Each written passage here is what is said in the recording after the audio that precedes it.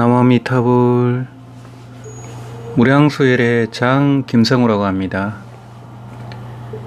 예, 오랜만에 인사드립니다. 그동안 여러가지 좀 중요한 책들을 또 발행하느라고 좀 녹음을 못했습니다. 그리고 또 무량수열의 근본 도량을 이제 만들어야 되지 않느냐 하는 이제 도반님들 의견이 많아가지고 여기저기 좀 도량도 둘러보고 그렇게 하느라고 좀 바빴던 것 같습니다. 며칠 전에 서울 구로동의 가산 디지털 단지에 한 55평 정도의 법당으로 사용할 수 있는 공간을 예약을 했습니다. 지식산업센터 내에 이제 그런 공간을 확보를 했습니다. 그래서 한 15개월 뒤에 이제 완공이 될 것 같습니다. 그래서 무량설의 근본 도량을 좀 준비를 하려고 합니다. 그래서 강의와 수행 위주로만 이 법당이 운영될 수 있도록 준비를 하고 있습니다. 그런 관련으로 해서 좀 제가 시간이 없어서 동영상 녹음을 거의 못했습니다. 그동안 또 여러가지 책들이 나왔는데요. 이 반야신경 오가의 강기라고 해갖고 감산대사님, 우익대사님 이런 등신불이 깨달은 등신불께서 하신 이제 반야신경 법문과 하랭거 대사님, 항영조 거사님, 이 극락보살의 하신이라고 하는 두 거사님의 반야신경 법문, 그리고 지금 현존하는 지구촌 최고의 고성인 94세 정공큰 스님의 반야신경 법문까지 해서 5대 선지식의 반야신경 강의를 한 권의 책으로 묶었습니다. 반야신경 오가의 강기, 우리 허서 거사님께서 이 심혈을 기울여 번역을 했습니다. 그래서 반야신경 오가의 강기를 발행했고요. 또 정토 참법, 원신체주 참회 발언문이라고 해서 이번에 이제 법보시판으로 발행을 했습니다. 원신체주 참회 발언문 이제 유튜브에 동영상에 이제 올려놨는데요. 이것을 보고 많은 분들이 감동을 하고 또 이 글 그대로 또 조석으로 기도하시는 분들이 많아가지고 이 정토참법은 500부를 법보시로 발행을 했습니다. 여기에 이제 원신체조 참여 발언문이 들어가 있습니다. 필요하신 분들은 이 무량수열의 네이버 밴드에서 신청을 하시면 됩니다. 또 하나 제가 준비하고 있는 게 보왕삼매 연불직지라는 유명한 어록입니다. 보왕삼매론으로 많이 알려져 있는데요. 이제 보왕삼매 연불직지는 이 정식으로 발행된 적은 없습니다. 그래서 내용이 좀 어렵습니다. 어렵고 선과 정토 법문에 이제 골수가 다 들어있는 아주 내용이 깊고 심오하고 또 참선하는 분들이라든지 정토 법문 하는 분들은 꼭 보실 만한 책입니다. 그래서 보왕삼매로는 우리가 이제 익히 들어서 알고 있지만 사실은 그 부분밖에 우리가 모르고 있습니다. 여기서 일행삼매니 보왕삼매니 하는 그 최고의 삼매가 바로 연불삼매다 하는 이제 그런 법문이 돼 있고 선 법문까지 다 들어가 있습니다. 그래서 이게 이제 시간이 좀 많이 걸리고 있고요.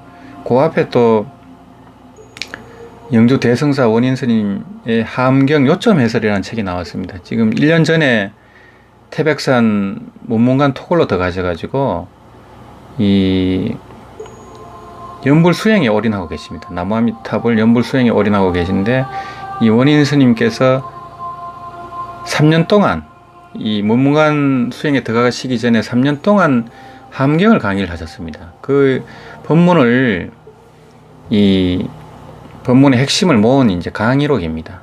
함경 요점 해설이라고 해서 이거는 발행이 됐습니다. 이건 따로 법보시는 하지 않고요. 이 시중 서점에 이제 인터넷 서점으로 구할 수가 있습니다. 그래서 보왕산매 연불직지가 나오면은 이 참선하는 스님들, 특히 조계종 스님들이 이 정토 법문을 새롭게 보는 계기가 되지 않을까 이렇게 보고 있습니다.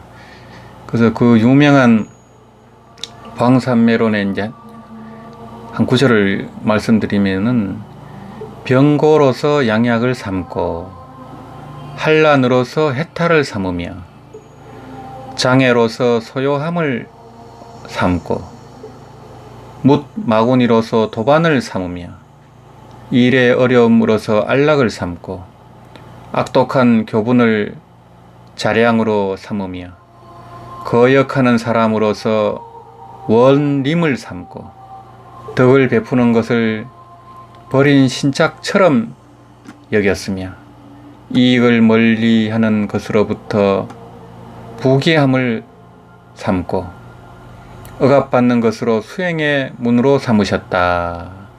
이와 같다면 장애에 거처하나 반대로 통하며 통하기를 구하면 반대로 장애가 될 뿐이다. 그래서 이 우리가 이제 고통이라든지 질병이라든지 이 마장으로 인해서 사실은 수행에 이 장애가 일어나고 퇴보를 하고 그런 경우가 굉장히 많습니다. 좀 수행이 될 것 같으면 꼭 마장이 일어나기 때문에 거기서 주저앉는 분들이 의외로 많습니다. 경제적인 문제라든지 질병 때문이라든지 또 기타 등등의 문제 때문에 이런 문제를 이제 돌파하는 법을 이 보왕산매 연불직지에서는 상세하게 이렇게 설명을 하고 있습니다. 우리가 아는 보왕산매처럼 그렇게 간단한 구절이 아닙니다. 그 부분만 이제 세간에 알려진 것일 뿐이고요. 이 이제 마장이란 장애 속에서 모든 것을 오묘한 경계로 성취하기 때문에 이제 이 보왕산매론에서는 이런 내용을 강조를 하고 있습니다. 그래서 이제 부처님께서는 이런 장애 또는 마장 가운데서 보리의 도를 성취하셨다는 겁니다. 그래서 심지어는 히말라야 설산에서 반구절 개송을 위해서 나찰을 위해 당신 몸을 던지기도 하고, 또 인욕보살로서 가리왕에게 이 할절 신체 사지를 마디마디 절단당하는 괴로움을 당하기도 했습니다. 이제 그런 마장을 통해서 더 깨달음이 깊어진다는 겁니다. 그래서 그런 이제 질병이라든지 어떤 악인이라든지 그런 한란이라든지 병고라든지 그때가 사실은 공부할 때라는 겁니다. 그거를 돌파해야만 진짜 깨달음도 깊어지고 또 깨달은 분들은 제대로 보림이 된다는 거, 이런 내용을 이제 이 보왕산매 연불직지에서는 자세하게 이제 설명을 하고 있습니다. 예, 요거를 이제 좀 번역을 하다 보니까 시간이 많이 이제 걸리고 있습니다. 아마 이달 안에는 이제 나올지 않을까 이렇게 예상을 하고 있습니다. 그래서 오늘은 그동안 이제 유튜브 동영상을 못 올려가지고 죄송한 마음에 한 주제를 정해서 말씀을 드리겠습니다. 오늘의 주제는 1000가지 재앙을 소멸시키고 10,000가지 복덕을 성취하는 심왕이란 무엇인가, 이런 주제로 말씀을 드리겠습니다. 이 내용은 이 중국 양나라 때 미륵보살의 응신이라고 하는 부대사님의 깨달음과 그 법문을 중심으로 말씀을 드리겠습니다. 제가 오늘 말씀드릴 이 내용은 제가 10수년 전에 월간 고경에 이제 발표했던 이제 내용입니다. 이 고경은 그 성철스님 문도에 백년암을 중심으로 한 성철스님 문도에서 발행하는 이제 선 관련 전문지입니다. 월간이었고요. 월간 고경에 제가 1년을 연재했는지 2년을 연재했는지 처음에 이제 창간 때부터 연재를 했었습니다. 이때 이제 부대사님의 법문을 제가 소개를 한 적이 있습니다. 그 내용을 중심으로 제가 읽으면서 이제 말씀을 드리겠습니다. 24시간 행주자와 함께하는 희망을 밝힌 부대사, 이런 주제로 제가 이제 글을 쓴 적이 있습니다. 나도 한번 깨달아 보겠다고 다짐한 불자라면 꼭 보게 마련인 금강경 오가의 설의. 이 책은 역대 금강경 추석서 가운데 규봉 정밀, 육조 해능, 부대사, 야보 도천, 예장 정경 등 5분 선사의 해설서를 모은 중국의 금강경 오가회를 조선 초기에 하모 득통 스님이 한국적인 안목으로 다시 총평한 명저입니다. 금강경을 선의 입장에서 선시와 개송 등을 곁들여 풀이한 일종의 선호록이라 선교 쌍수의 필독서라 해도 과언이 아닙니다. 이제 이 금강경 오가의 설이 역강이란 책이 비움과 소통에서 나온 게 있습니다. 굉장히 두꺼운데 이 하모득통 스님의 주석까지 다 상세하게 번역이 되어 있습니다. 그래서 이제 이거를 금강경 오가회를 이 주석까지 한문과 대조해서 공부하실 분들은 금강경 오가의 설이 역강이라는 책을 제가 저번에 한번 추천드린 적이 있습니다. 금강경의 깨달음이란 이제 그 동영상에서요. 요게 필요하신 분들은 이 검색을 하면 됩니다. 이 인터넷 서점으로 구입하셔도 되고, 그 저한테 연락을 하시면 저렴하게 제가 보내드릴 수가 있습니다. 그 참고하시고요. 그런데 이 금강경 오가에 등장하는 부대사, 이 부대사님은 497년부터 569년까지 생존했습니다. 부대사님이 제가의 선사라는 사실을 아는 불자들은 많지 않을 것입니다. 스님이 아니고 제가자라는 겁니다. 이 금강경 오가에 등장하는 이 5분 선사님은 역대의 그런 고성대덕 가운데 깨달음이 깊고 가장 금강경을 이 독창적으로 이렇게 해설하신 분들입니다. 그 중에 이 부대사님이 등장을 하는 겁니다.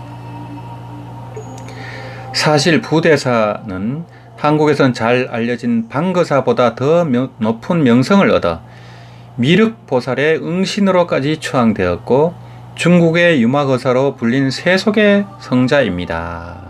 그래서 이 유마거사님은 유마경의 이제 주인공이시고, 제가 유마경의 깨달음에서 말씀드렸다시피 금속열애의 하신이라고 합니다.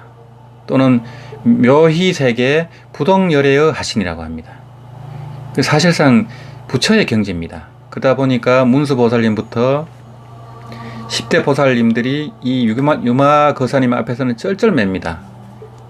그런 내용이 이제 유마경에 나오고요. 이 문수보살님도 칠불의 스승으로서 이미 깨달은 분입니다. 이런 분들이 유마거사님처럼 이 석가모니 부처님이 계시는 동안 이 보조 역할로서 이 석가모니 부처님의 법을 같이 펴고 있는 겁니다. 그래서 마치 은퇴한 회장님이나 사장님들이 이 그 젊은 회장, 신임 회장을 도와서 이렇게 그 회사를 경영하는 것과 비슷한 도리입니다. 그래서 깨달은 분들도 이 보살로서 간센보살님처럼 정법명열의 이제 후신이지만은 이런 등각보살로서 이 석가모니 부처님을 보좌해서 법을 이렇게 같이 설하고 있는 겁니다. 중국 양나라 말기인 서기 497년 무주에서 출생한 그의 자는 현풍, 거물 현자 발음풍자입니다. 현풍, 이름은 흡, 부대사, 쌍림대사, 동양거사라고도 불렸습니다. 속성은 부씨로서 16세에 유씨와 결혼해 보건, 보성 두 아들을 낳았으며 24세에 개정당에서 인도 스님 성두타의 가마를 입고 성산에 숨어서 수행하다가 쌍림수 아래서 깨달음을 얻었다고 전해집니다. 그래서 이제 쌍림대사라고 많이 불립니다. 낮에는 품을 팔고 밤에는 부인 묘강과 함께 대승법문을 설한 지 7년 만에 소문이 나서 천하의 명성들이 모여들었습니다. 이 부인인 묘강 부인도 굉장한 도인입니다.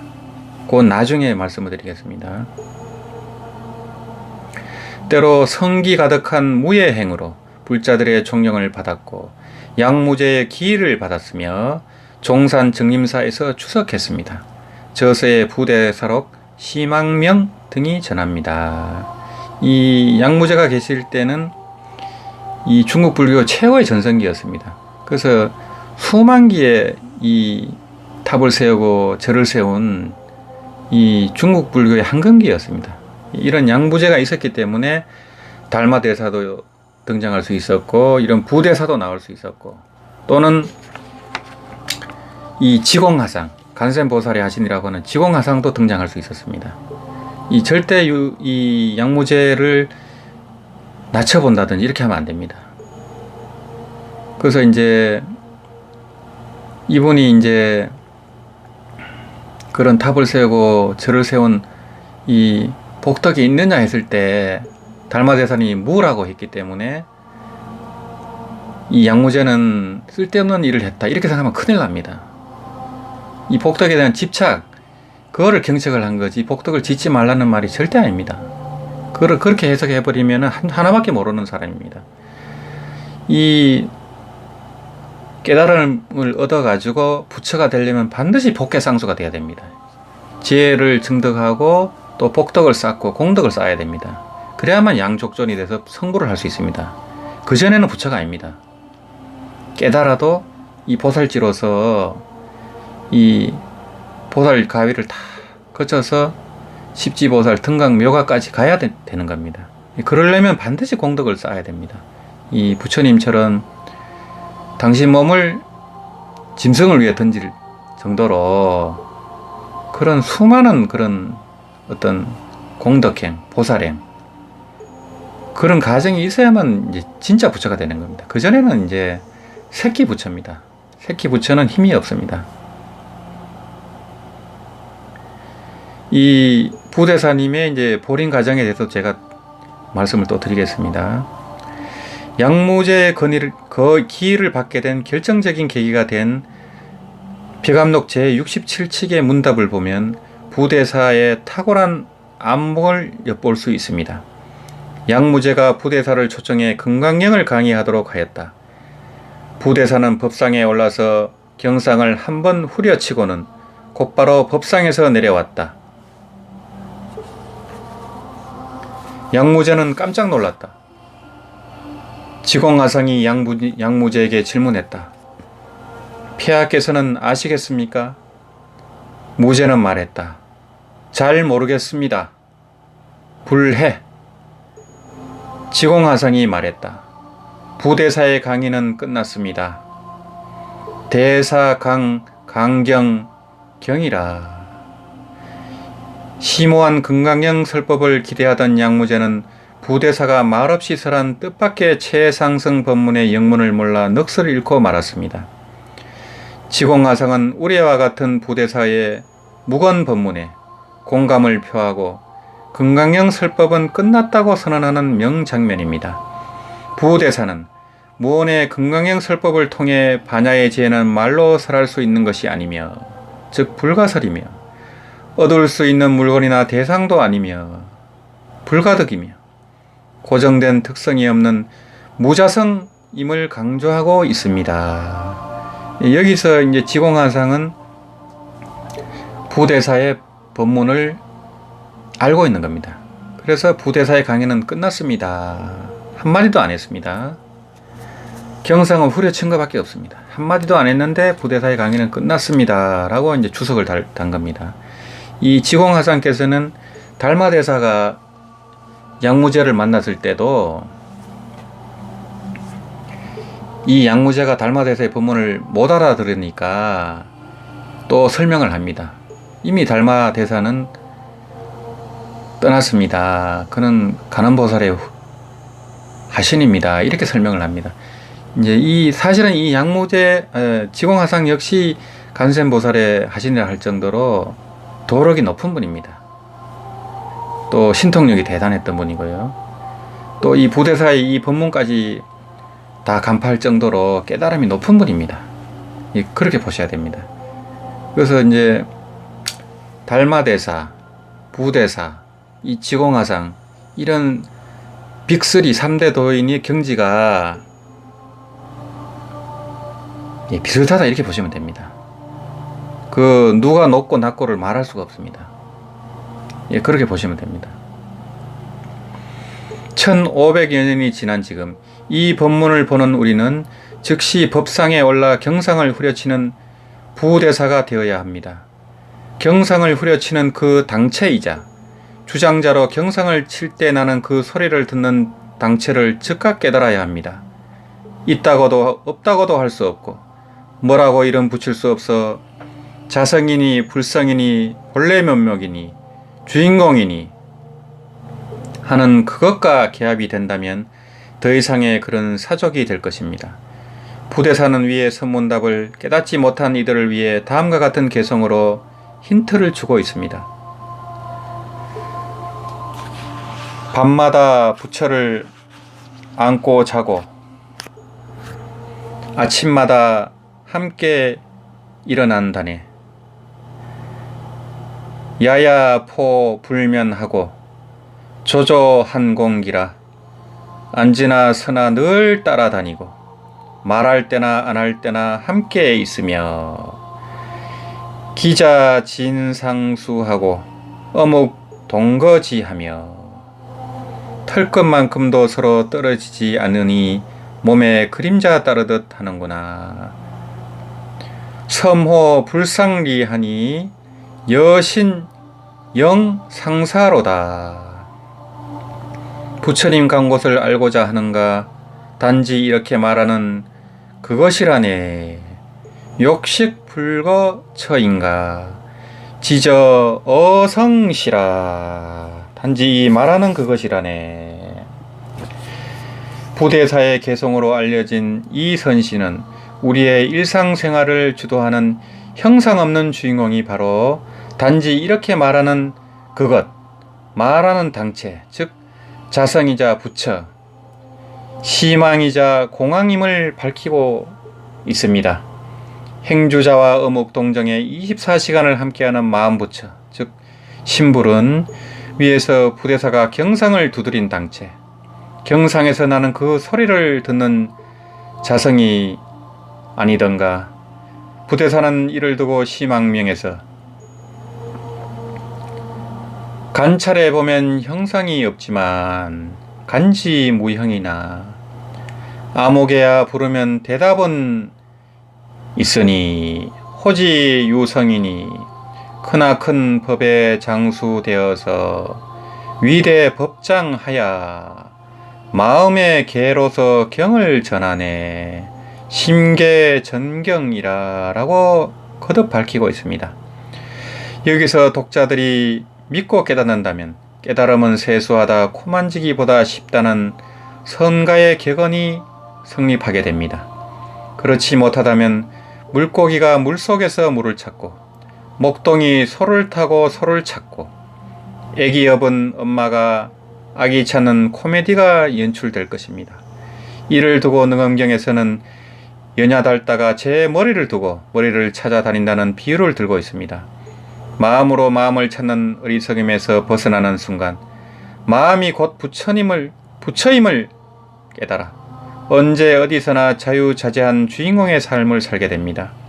물론 이 마음은 중생의 시비분별, 번뇌 망상심이 아닌 무아무심의 평상심, 생각 이전의 마음인 본래심을 가리킵니다. 시망명에 따르면 부대사가 밝힌 우리의 본래 마음은 거하고 묘하여 측량이 어려워 형체도 모양도 없으나 크나큰 신통력을 가진 것입니다. 유대신력입니다. 그러니 이 시망의 권능으로 일상생활을 걸림없이 영위하여 일체 중생을 위하여 능히 천가지 재앙을 소멸시키고 능멸천재하고 만가지 복덕을 성취하는 성취만덕하는 이렇게 해야 됩니다. 따라서 공에 집착하고 고요에 취해 집공체적해서 표류하며 가라앉아서는 안 될 일입니다. 그래서 이 깨달음이라는 것은 시작입니다. 끝이 아니고 시작입니다. 이 희망의 권능으로 일상생활을 자유자재하고 중생의 천가지 재앙을 소멸시키고 만가지 복덕을 성취시키게 하는 그런 권능을 쓸 수 있어야 됩니다. 선방에서 익힌 정중선과 선정의 힘으로 생활 중에서 동중선의 활달한 지혜작용을 펼쳐 대자대비행을 실천하는 것이 제대로 된 불행수행임을 기억해야 합니다. 불행수행이라 하면 바로 부처행을 불행이라 합니다. 불행수행이다. 이것은 이제 깨닫고 난 뒤에 보림수행을 의미하기도 합니다. 그렇죠. 우리 자성이 부처이고 이 그런 것을 본래 성부를 깨닫고 또 본각을 깨달은 사람들은 무엇을 하든 불행수행이 됩니다. 이 마음의 도리를 깨달은 사람은 참선을 하든 강경을 하든 다란이를 하든 연보를 하든 전부가 불행수행입니다. 그걸 나누는 것은 분별심에 불과합니다. 부대사는 마음이 곧 부처임을 알았으면 탐냄과 성냄에 업을 짓지 말고 계심으로, 즉 계를 지키는 마음으로 스스로 단속하며 잘 지켜서 신중할 것을 당부하고 있습니다. 청정한 마음의 밝은 지혜는 세상의 항문과 같으니 세상을 위해 이 무가지보를 쓰기 위해서는 이 값으로 따질 수 없는 보배, 이 마음의 여의주를 쓰기 위해서는 늘 자기 마음을 스스로 관찰하는 자간, 자심, 반조 수행이 필요함도 밝히고 있습니다. 말하자면 해강 반조 수행입니다. 또 소리를 듣는 수행입니다. 연보를 할 때는 연보를 듣는 수행입니다. 이것이 다 반조 수행입니다. 생각을 할 때는 생각을 일으키는 당체를 돌이켜보는 해강 반조 수행입니다. 늘 알아차리는 위파사나 수행입니다. 부대사의 법문은 간결하고도 명쾌해서 간절하고도 겸허한 구도자라면 누구나 깨달을 수 있는 정수를 담고 있습니다. 하지만 깨달음에 대한 정보가 넘쳐나는 요즘 그 아르마리가 도리어 단박깨침의 장애가 되고 있습니다. 설사 해오나 도노를 했다고 한들 철저한 보림수행으로 마음의 힘을 키워 현실에서 동체 대비의 삶을 구현하는 과제가 남아 있습니다. 세간에서 대승의 법문을 설해 많은 불자들을 교화하고 황제까지 감화시킨 부대사, 그의 위대한 삶은 종교의 영향력이 갈수록 약해지는 요즘 제가 수행자들이 사표로 받들고 배워야 할 스승 중의 스승인 것입니다. 물론 스님들도 이 부대사의 이 깨달음을 공부를 해야 되는 것은 말할 것도 없습니다. 이 금강 오가의 이 한 분으로서 이 부대사의 법문은 꼭 공부를 해보시면 좋겠습니다. 양무제와 동시대의 거사로서 불법을 널리 선양한 부대사의 간단한 전기와 무언의 금강행 법문을 중심으로 그의 깨달음에 대해 살펴보았습니다. 이번에는 부대사가 깨달음을 얻은 후 어떻게 보림하며 작은 부처로서 불행수행을 했는지에 대해 알아보고자 합니다.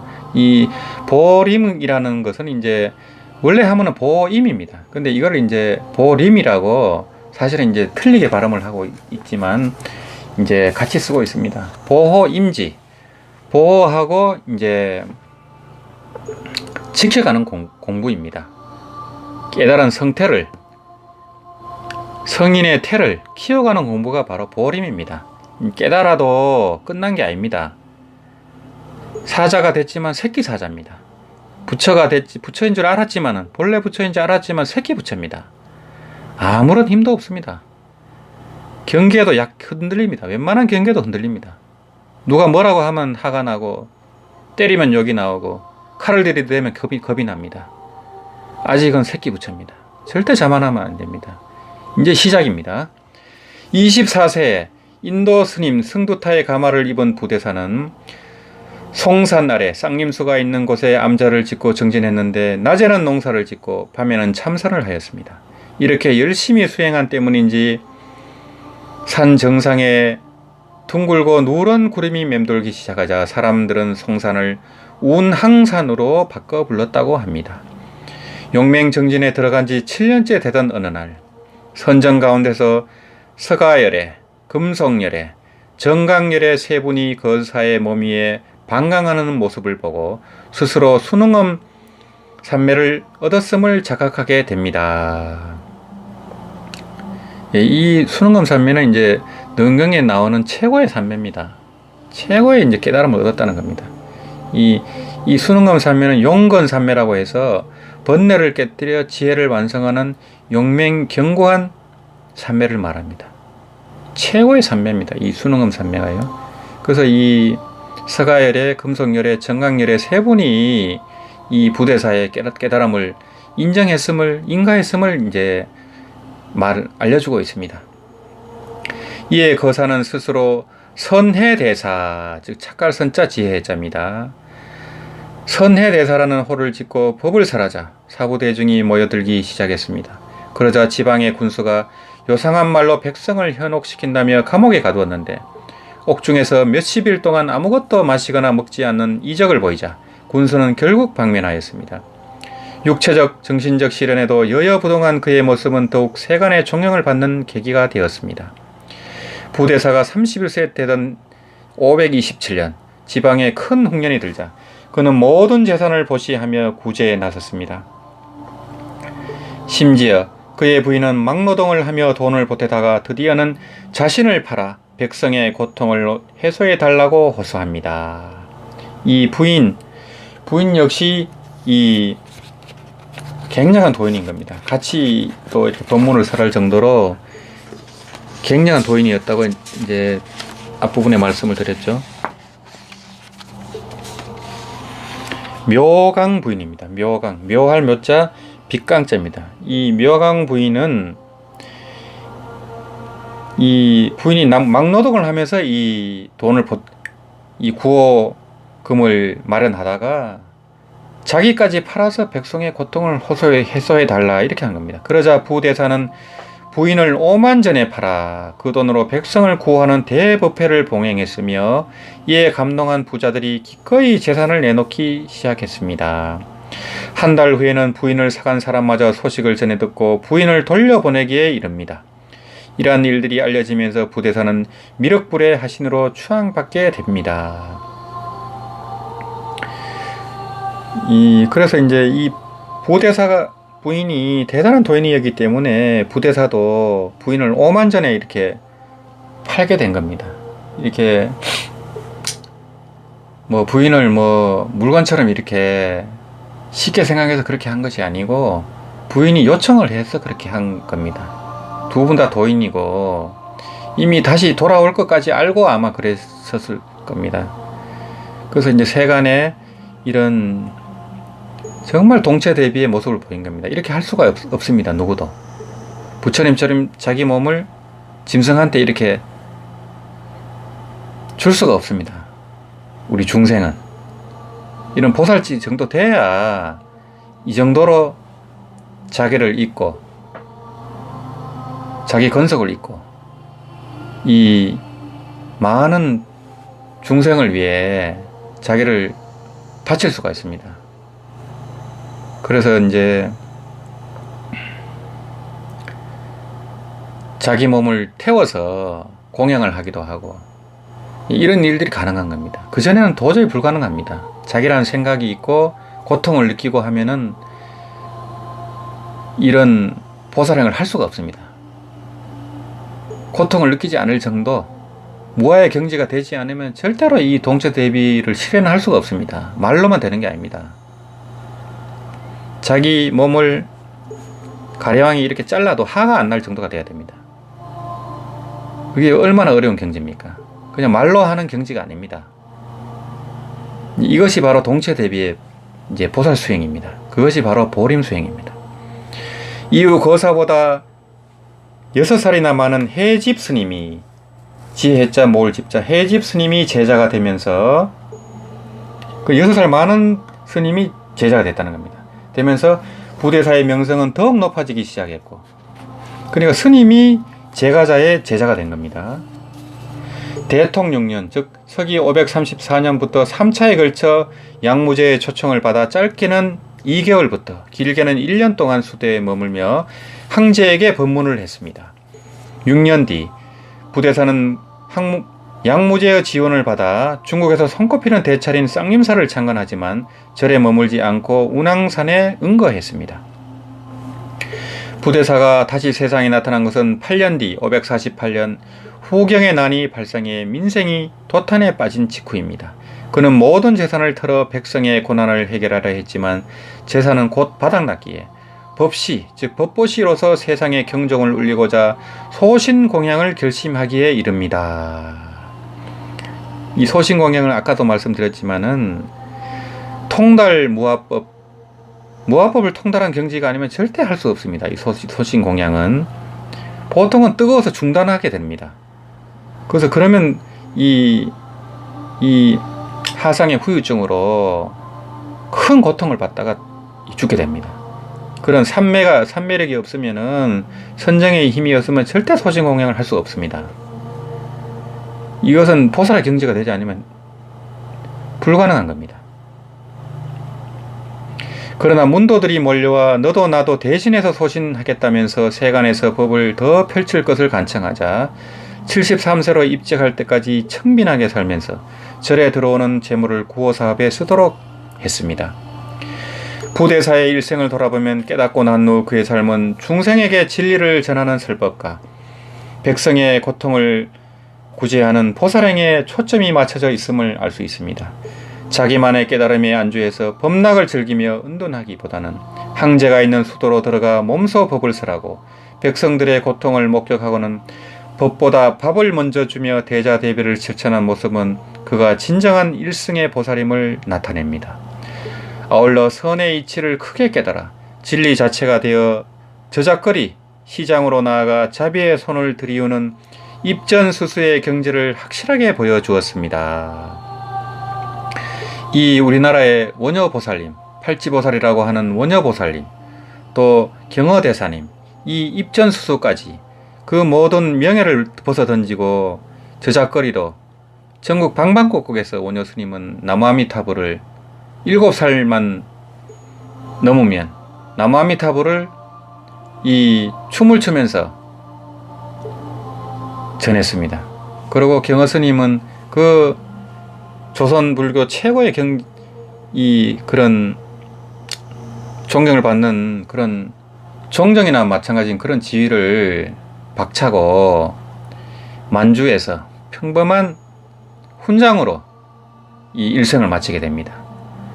이 성각 일체 도덕을 초월한 그런 도인이 가장 평범한 모습으로 이 세간에서 도덕을 가르치고 돌아가셨다는 거, 이거를 분명히 아셔야 됩니다. 이것이 바로 입전수수의 경지입니다. 부대사를 비롯해 원효스님, 경어대사와 같이 깨달은 도인들은 마지막 수행의 여정에서 왜 평범한 사람들이 살고 있는 세간 속으로 들어가 자비행을 펼치는 것일까? 그것은 몸과 생각의 덩어리인 에고의 아성을 허물고 무아무심이 된 자는 우주와 하나가 된 대하로 살아가기 때문이리라. 작은 나가 아닌 큰 나는 인류는 물론 모든 유정을 하나의 생명으로 보기에 동체 대비의 삶을 살 수밖에 없습니다. 결국 도인이 체득한 무심은 무정물의 생각 없음이 아니라 오로지 너와 내가 따로 없는 자타불이의 대자대비의 마음임을 알 수 있습니다. 대자대비란 크게 사랑하고 지극히 연민하는 마음입니다. 아무 생각도 없는 무기에 빠진 의식상태나 치성하는 중생의 애정이 아닌 텅 비었으면서도 참사랑으로 가득 찬 진공묘유의 마음인 것입니다. 부처님께서 열반에 앞서 최후에 설한 진실한 법문인 대반열반경 범행품에는 자비희사의 사무량심을 설명하면서 큰 사랑인 자심, 이 보리심과 깨달음의 근본임을 강조하고 있습니다. 선남자야, 사랑은 곧 열애며 사랑이 곧 대승이니 대승은 곧 사랑이요 사랑은 곧 열애니라. 선남자야 사랑은 곧 보리의 도니 보리의 도가 곧 열애요 열애는 곧 사랑이니라. 여기서 말하는 자, 즉 사랑은 기독교인들이 말하는 사랑이나 중생과 소승인이 말하는 사랑을 넘어선 완전한 사랑, 즉 불보살의 큰 사랑인 대자를 가리킵니다. 그리고 불보살의 네 가지 끝없는 이타심을 뜻하는 자비희사, 사무량심의 근본인 이 자심에 대한 정의는 여기에 그치지 않습니다. 대반열방경에 따르면 사랑은 곧 보살의 위없는 도이며 모든 중생의 부모이며 헤아릴 수 없는 부처님들의 경계이며 중생의 불성이며 대공이며 일반의 네 가지 덕인 상락아정이기도 합니다. 여기서는 이제 대야를 가리킵니다. 상락아정의 대야를 가리킵니다. 그래서 이 법문은 북방불교의 대반열방경을 말합니다. 남방불교에 이 법문이 있는지는 모르겠습니다. 북방불교의 대반열방경은 남방불교의 대반열방경하고 다릅니다. 그래서 대반열방경에 이 법문이 있습니다. 중생을 사랑하는 마음이 바로 불심이기에 이런 위대한 사랑은 부대사 한 사람에게서 비롯되었지만 마침내 많은 사람을 감동시켜 대중이 불사에 동참하게 하는 불가사의한 힘을 보이고 있습니다. 이에 대해 부처님께서는 대반열방경에서 자심삼매의 힘으로 제바달다가 술을 먹여 취하게 한 코끼리들을 굴복시키고 자이나유교의 본산이었던 수파라성의 문이 저절로 열리게 하고 큰 바위를 가루로 만들어 500의 역사를 기익해 하는 등의 신통력이 자심 성근의 힘에 의해 비롯되었음을 반복해서 밝히고 있습니다.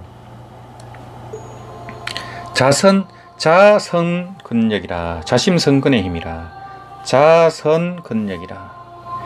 부대사의 대자 대비액은 깨달은 자로서의 부처행위자 깨달은 마음을 자제하게 쓰는 보살수행의 일환이었다고 볼 수 있습니다. 부대사는 이러한 보살행을 하더라도 아상과 법상이 없는 무념행을 해야 한다고 금강경 오가예에서 주의를 주고 있습니다. 보배 보시 모리 아래 수여처럼 많아도 오직 유루의 인연만을 이루니 아상 없는 간으로 망념 다한 지녀라 이름한만 갖지 못하네. 생멸 없는 법인을 증득하려면 우선 탐욕과 노여움에서 벗어나 사람과 법의 아상 없음을 안다면 멀리 육신에서 벗어나 세상 밖을 유유히 소유하게 되리라. 그래서 이제 항상 보시를 하더라도 무주상 보시입니다.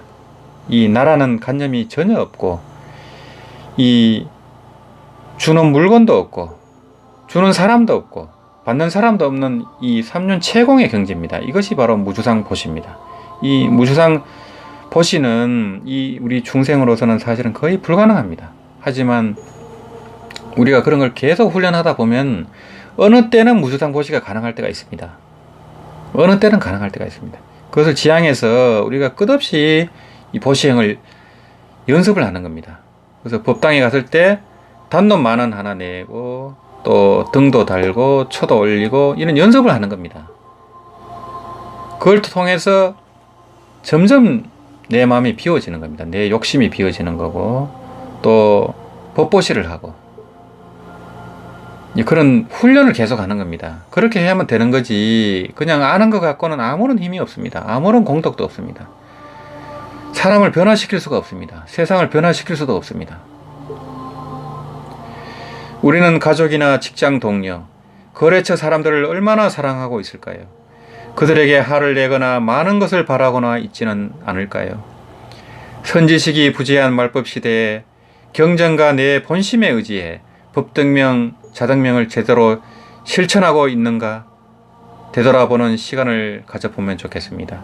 이제 수행에 입문한 불자나 하도를 타파하거나 연불산매를 증득해 등력한 이를 막론하고 대승의 구도자라면 보살의 사무량심을 실천하는 일을 한시도 잊어서는 안 될 것입니다. 그래서 이제 한국 불교는 이 참선 위주의 조계종이다 보니까 너무 깨달음만을 강조를 해왔습니다. 그러다 보니까 이 보살행이 부족하고 자비심이 부족하고 그렇다는 지적을 많이 받아왔습니다. 그래서 이 깨달은 분들일수록 반드시 자비심이 나와야 됩니다.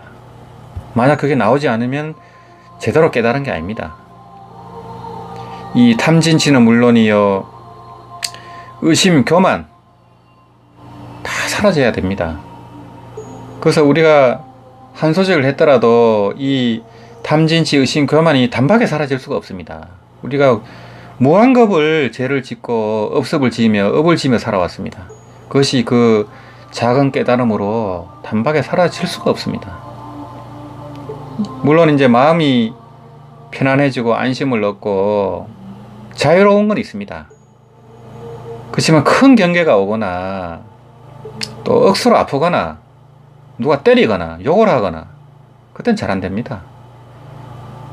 나한테 칼을 들이대고 총을 들이대면 안 됩니다.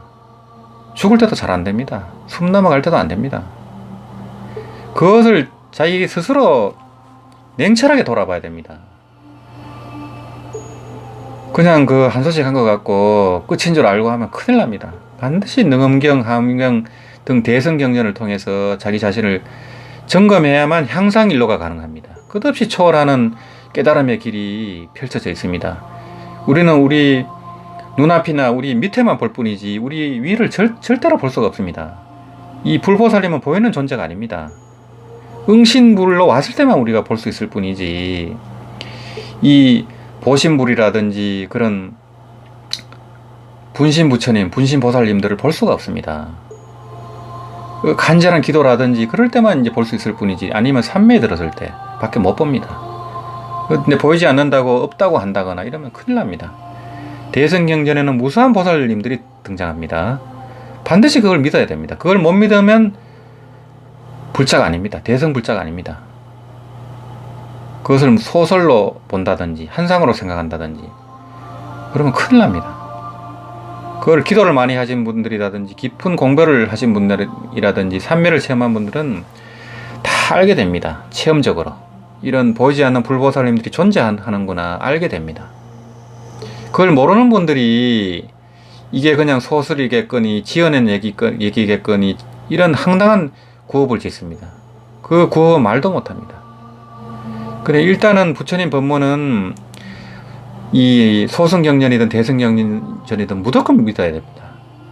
대승공부를 한다고 소승경전을 무시한다고 하면 큰일 납니다.